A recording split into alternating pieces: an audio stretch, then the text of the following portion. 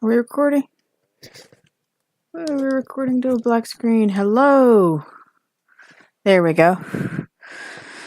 Okay, before we start the stream I wanted to do today, I'm going to get some coffee and some dinner in me first. There's a few things I want to cover, and most of that is to deal with the media. Recently there was a shooting at a mosque, and I don't cover those things really because it's out of respect for the families. But I do, however, cover how the media is behaving like a complete and total dumbass. You just... If the media wanted to be against this guy, the best thing they could have done was just report the facts and leave it at that. Mention that this was done specifically to separate the left and the right politically.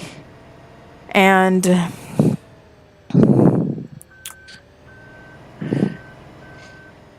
well, they gave him what he wanted. I really don't know where to go on that. It's just the media seems to have gotten corrupt, more corrupt than usual. They seem to have grown in their corruption, and they seem to be quite complacent with that. And in my opinion, it's about time we, the people, issued them a little bit of humility. It's time we humbled the media. And I know people are probably going to come out and say, well, that's an aggressive phrase. No, we need to humble the media. We need to make sure the media understands that this bullshit's not acceptable. You can't do this crap. And I'm going to sit here and I'm going to say right now, as it stands, with the media reporting the way it is, if it's going to report this way, they need to lose some of their immunities for it. I'm not going to play games about let's give them immunity for misbehaving. No. The immunity is supposed to be if they behave a certain way.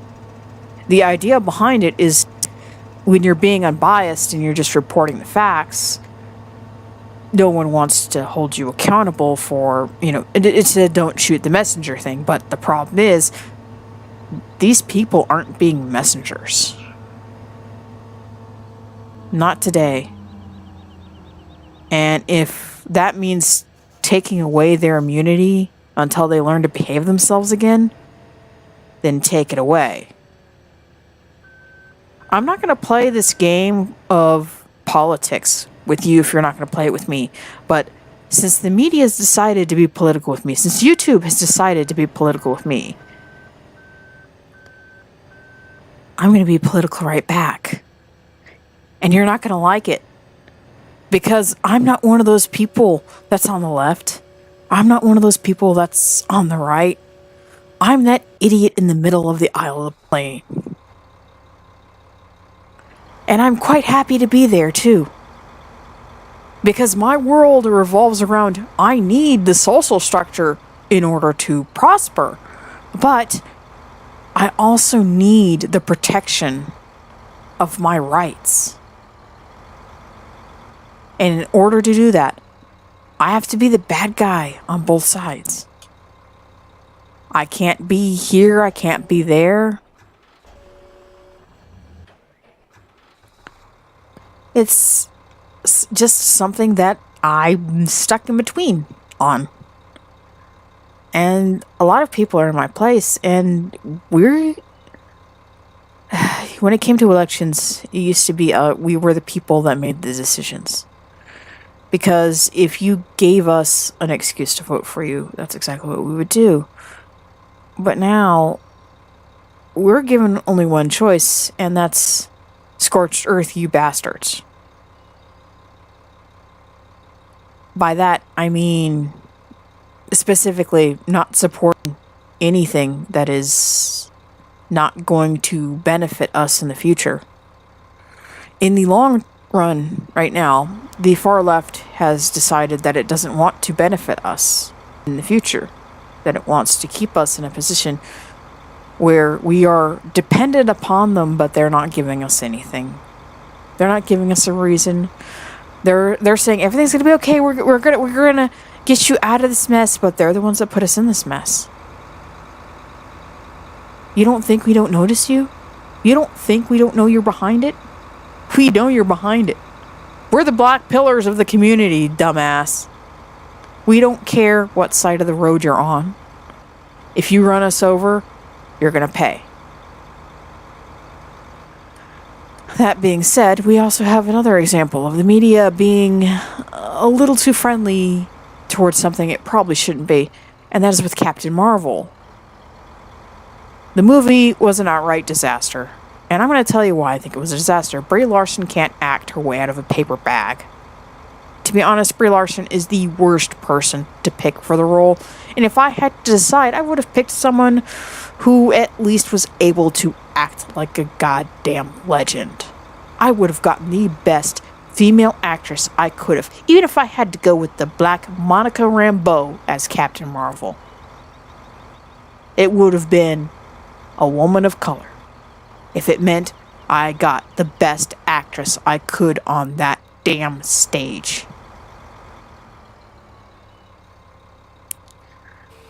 But, people like me, we're just the people that are getting gatekept out of the industry by the normal group of idiots. We're just the people that they don't want in the industry because we do it right, and we make them look like complete and total morons because instead of doing things right, they do everything to appease themselves. And it shows in someone that actually wants to do good versus someone that's actually doing good. Take, for instance, James Cameron. Where is the media buzz about that young girl? If you don't know what I'm talking about, look it up. James Cameron gave a pair of robotic arms to a disabled young woman, or young girl, who, a teenager, who, instead of going into high school thinking, oh, I got these human arms, or these arms that are made to look human, they're more functional than practical, they're not more functional than fashion, I should say. And James Cameron comes in and designs this whole new series of prosthetics. And he doesn't just design them with this young girl in mind. He designs them with the troubles she's having to deal with in mind. What is she having to deal with? What is the problem I can solve for this girl? It happens to be that at her age, when you're growing, you are going through quite a few of those prosthetics. So what is she going to need? She's going to need a prosthetic that can grow with her. So he got together with a 3D printing company and he made it happen. He solved a problem. He saw a problem and he solved it. He didn't sit on his ass and say, I'm going to take some girls to the movie. He sat on an idea that he's probably had for a while. While he was doing the movie, he was thinking, wouldn't it be great if I could bring just one disabled person to see the movie? Yeah. And then he probably found out about this story. And then he probably found out about the problem with the arms. And then he probably sat here and said, I can do more. And that's exactly what he did. He did more. And what I love about it is that this man has opened up so many doors with that. With his little achievement, he has opened up so much. What has Brie Larson done? Shit on men, talk trash, and be a fucking bitch. On top of that, she's a very poor actress. Why was she cast as Captain Marvel? In my opinion, what ruined the movie was Brie Larson. And that a lot of people really don't want to accept that.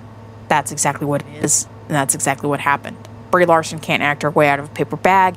And instead of finding that out after the King Kong movie and deciding to take classes or learn how to do it right, she sat on her wealthy little ass getting a manicure.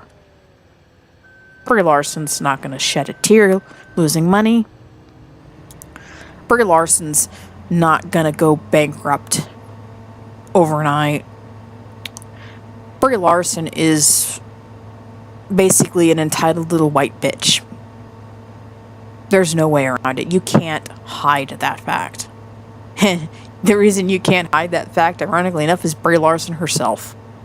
The woman is completely intolerable garbage. And I'm quite impressed that she made it as far as she did in the industry before somebody decided to call her out on it. It's very sad when the movie industry decides, well, we want this person regardless of if they can do the job or not, instead of, let's find somebody more appropriate. They decided they wanted someone who could virtue signal to the moon during the movie. Oh, it's the first female-led movie. No, it's not. Elektra. Ring a bell? There is a lot of things that can be said, but I'm just going to put this out there.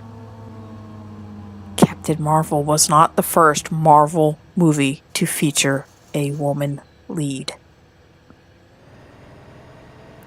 It may not have been well known. It may not have been a Superman. It may not have been a, or not a Superman, but it may not have been it may not have been a heavy hitter. But she wasn't the first Marvel movie to have a female lead. And that is, it says a lot when you have an industry that's got one movie out there. One movie, one character, one name. And nobody knows what it is. Do you not want to accept that that was probably a failure because it probably could have been done better? Well, to be fair, it was before Iron Man, but it was still a female-led Marvel movie. Now, this then becomes the next question on the road, is where do they go from here now that I've conveniently dropped that little tidbit out there? And it's not surprising me at all that, they'd forget completely that that is a Marvel IP. That wasn't exactly made by their woke crowd. It wasn't exactly made to pander to their woke crowd either. And it wasn't a failure. The movie broke even its first week, and its second week had quite a few bit of profit to it. I mean, it wasn't a success, clearly, but it wasn't a flop. Whereas Captain Marvel seems like they're so desperate to prevent it from being a flop, there are empty theaters that have sold out tickets.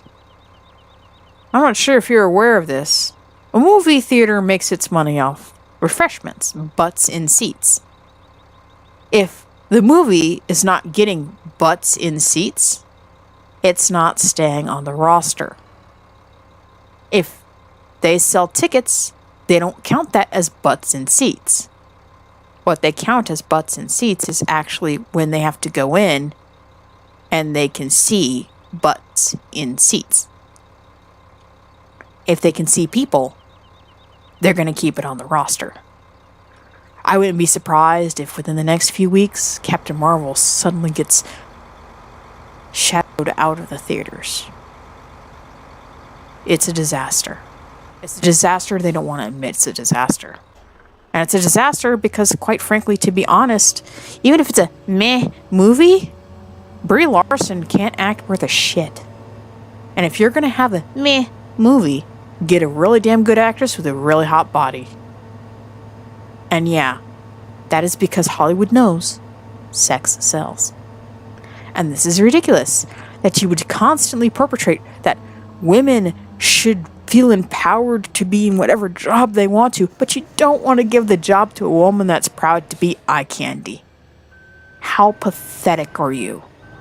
That you don't want to get a woman who's going to take the fact that, oh, we want to stick you in a superhero role seriously and put on a little bit of muscle so she at least looks a little toned.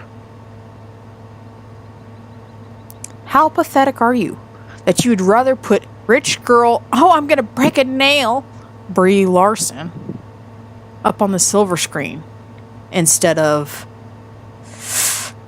somebody that can actually do the job? And this again goes into something else. In the anime community, we've had a lot of troubles. And one of those troubles happens to be Jamie Marchi. Her career is done. I'm going to call it right now. Jamie Marchi is finished in the anime industry. And it's not just Vic Mignogna thing. Jamie Marchi has been on thin ice for a while for weirdo feminist politic inserts into anime, removing visual context from the dubs and stuff. I mean, all these rumors I heard about her doing all this nonsense to anime, I didn't want to believe someone was that stupid. Apparently Jamie Marchi is. She doesn't realize this yet, but I can guarantee you almost every anime fan in the world knows. Jamie Marchi is finished in the anime industry. And it's been brewing quite a while. The warning signs have been there. It's just with Vic Mignogna and this recent allegations nonsense, she's just put the final nail in her coffin. So, or should I say, final nail in the coffin of her career. So she's done. She's finished. She's not doing anything else in the anime industry. She's gone. They are going to get rid of her. If they know what's good for them, Funimation's going to drop Jamie like a bad habit. And I'm saying this in all quite honesty. Nobody's going to want anything produced by Jamie Marchi. Nobody's going to want her voice acting. Nobody's going to want any anime that she's touched. They're going to stay as far from it as possible, and it's seriously going to cost Funimation a lot of money. I don't think Funimation understands how much money Jamie Marchi is costing them right now. Anime fans have already accepted that her career is done. And this is another case of the company that runs it is not willing to accept that fact. Jamie Marchi is probably not willing to accept that fact. But they may be coming down to Texas for something they don't want to come down to Texas for. You see, I'm willing to bet Miss Marchi got a little envelope. A little envelope that included some orders. A little envelope that told her, it's not a joke. It's not a meme. You're actually coming down here for this. This is actually happening to you, sweetheart. Buckle up and bend over.